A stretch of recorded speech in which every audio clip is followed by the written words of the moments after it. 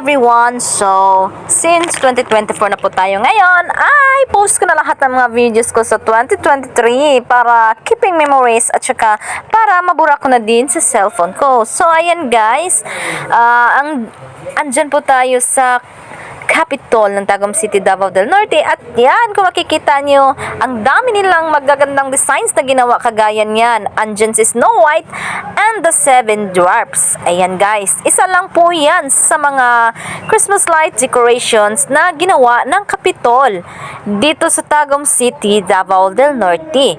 So ayan, ang dami pang magagandang design. At kung nakapunta kayo dito guys, ay siguradong mapawaw talaga kayo sa ganda. As in.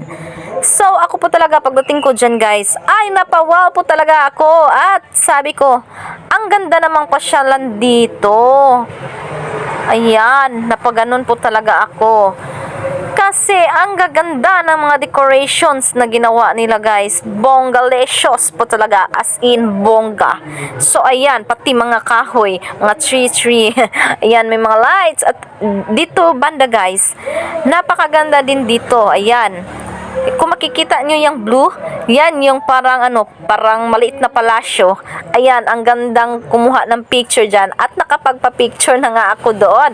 At dito din sa likod ko, ay nakapa-picture na din ako dyan. So, ang ganda talaga ng background as in. So, ayan.